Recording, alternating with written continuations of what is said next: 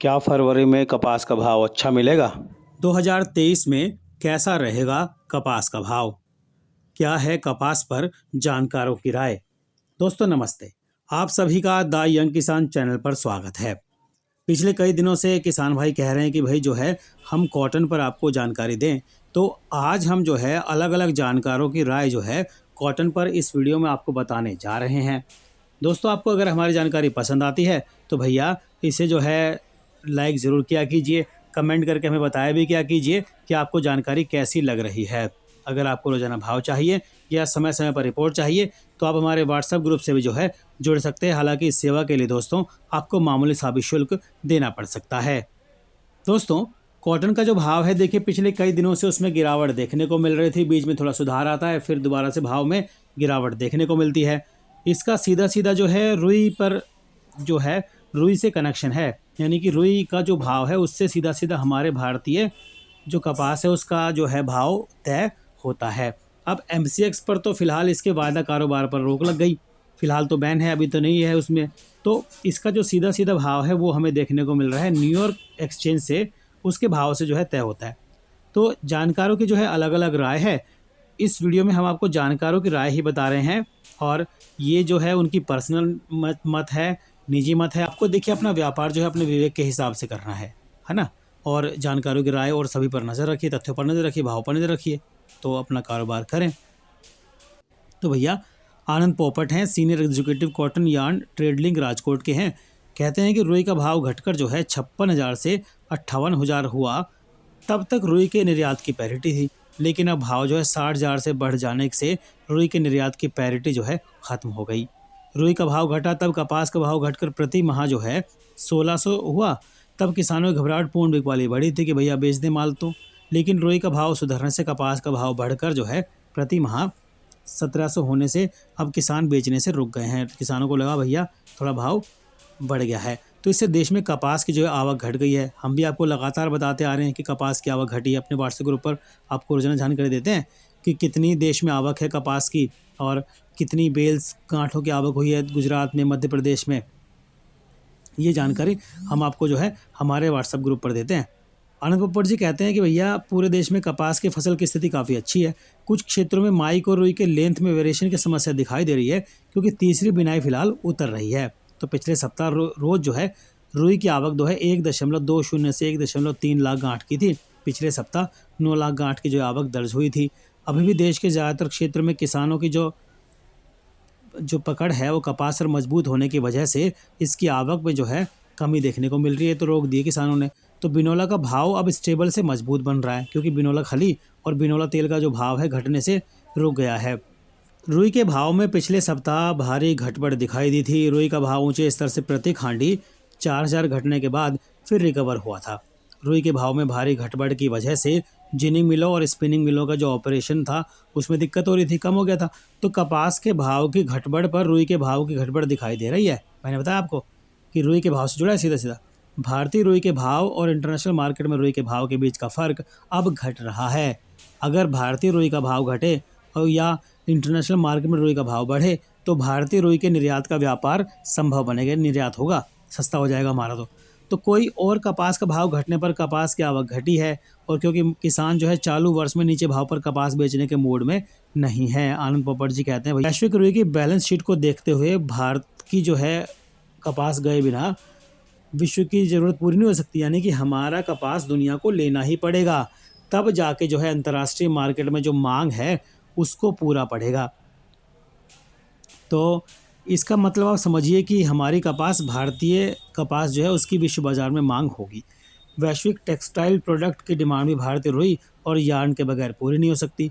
तो भारतीय रुई का भाव जो है किसान कितने समय तक कपास सुरक्षित रखते हैं उसके आधार पर चलेगा, यानी कितना दिन रोक के रखते हैं। कपास का भाव अब धीरे धीरे स्थिर हुआ है और इससे अब कपास का भाव बढ़ने की जो धारणा है वो बन रही है। यानी भारतीय रुई का भाव ऊंचा रहेगा तो इंटरनेशनल मार्केट में भाव भी बढ़ेगा। दोस्तों अब इंटरनेशनल मार्केट में टेक्सटाइल प्रोडक्ट की मांग बढ़ रही है। इंटरनेशनल मार्केट में भारतीय रुई का भाव न्यूयॉर्क रुई वायदा से प्रति पाउंड 10 से 12 सेंट ऊंचा है। मैंने आपको बताया ना कि न्यूयॉर्क के एग्री कमोडिटी एक्सचेंज से रुई की कीमतें अब तय होंगी। एमसीएक्स पे तो फिलहाल वायदा कारोबार नहीं हो रहा। तो देश की स्पिनिंग मिलें अब जो है डिस्पैरिटी से बाहर निकल रही हैं, है ना। तो लेकिन अभी भी स्थिति पूरी संतोषजनक नहीं है। कॉटन के यार्न की डिमांड अभी सुस्त है। स्पिनिंग इंडस्ट्रीज़ की डिमांड के अनुसार रुई मिलती नहीं है क्योंकि कपास की आवक एकदम कम है। तो कपास की पर्याप्त आवक ना होने से स्पिनिंग मिलें व्यापार नहीं बैठा सकती। आनंद पोपट जी कहते हैं भैया कॉटन यार्न की डिमांड हर हफ्ते धीमी गति से बढ़ रही है।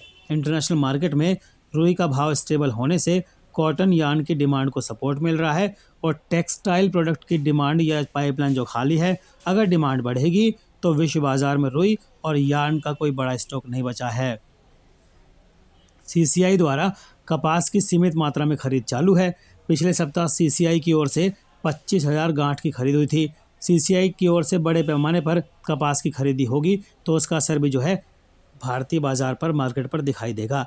भारतीय रुई का बेसिक न्यूयॉर्क रुई वायदा की तुलना में पिछले हफ्ते 11.44 सेंट ऑन था, जो पिछले सप्ताह में 8 सेंट ऑन था। अभी दोनों के बीच का फ़र्क 5 सेंट घटे तो रुई के निर्यात के लिए अच्छी अनुकूलता जो है मिल सकती है। तो आगामी सप्ताह में रुई का भाव स्थिर रहने की धारणा है और रुई के मार्केट का लॉन्ग टर्म ट्रेंड भी अब स्टेबल से मंदी की ओर बता रहा है। ठीक है, तो ये तो है आनंद पोपट जी। अब जो है भैया हम बताते हैं आपको, पार्थिव पटेल जी हैं, ये हैं एग्जीक्यूटिव बेसिक कमोडिटीज़ के, अहमदाबाद के हैं। तो ये कहते हैं भैया भारत के किसानों की पकड़ जो है कपास की फसल पर सीजन के शुरुआत से लगातार बढ़ती जा रही है। किसानों के आर्थिक रूप से सुदृढ़ बनने से नीचे भाव पर कपास बेचने की उनको ज़रूरत नहीं लगती। तो साथ ही किसानों की पकड़ के कारण भाव मजबूत हो रहा है। पिछले सप्ताह भाव घटने के बाद किसानों की पकड़ के कारण भाव जो है बढ़ जाने से किसानों को कपास का बरकरार रखने का विश्वास जो है बढ़ गया। तो किसान रोक के रखें, जब भाव बढ़ता है तो भैया अपना माल बेचते हैं। पिछले सप्ताह रुई का जो भाव घटकर प्रति खंडी जो है 56,000 से 56,500 होने के बाद भी निर्यात की डिमांड नहीं दिखाई दी थी।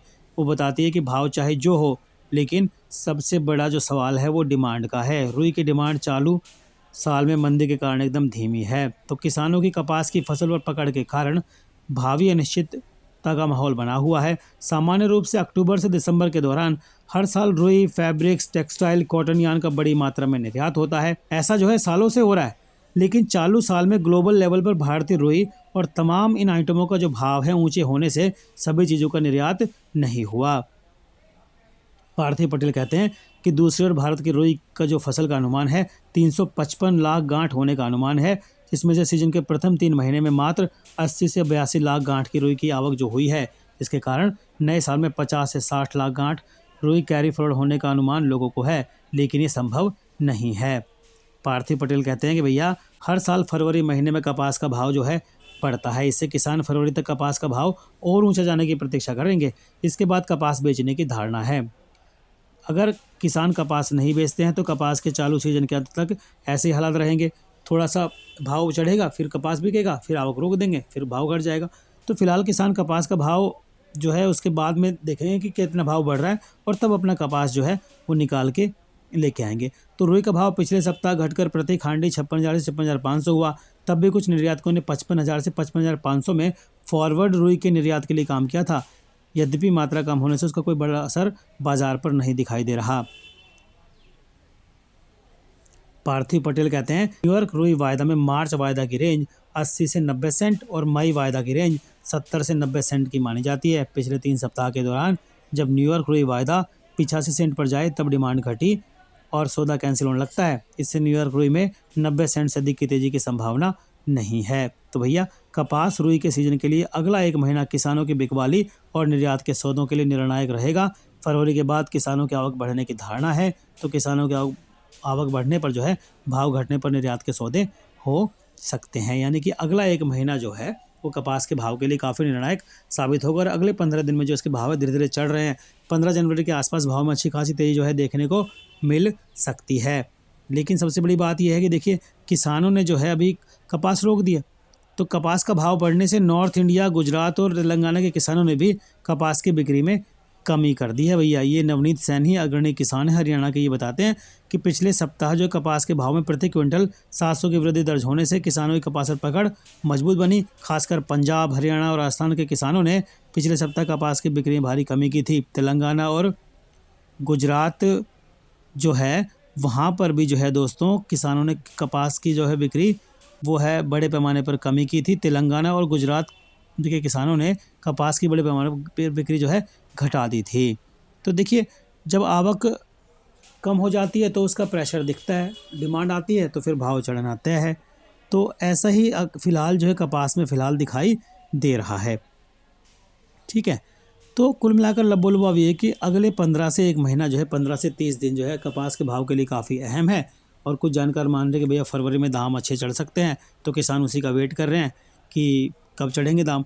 तो आप देखिए मार्केट पर नज़र बना के रखिए और जो है भाव देखते रहिए। निर्यात का आंकड़ा क्या है देखते रहिए। न्यूयॉर्क रुई वायदा का भाव भी देखते रहिए, वो हम अपने वीडियो में आपको समय समय पर बताते रहेंगे। जानकारी पसंद आती है तो लाइक कीजिए, शेयर कीजिए। रोजाना भाव के लिए द यंग किसान चैनल को सब्सक्राइब जरूर कर लीजिए दोस्तों। नमस्ते।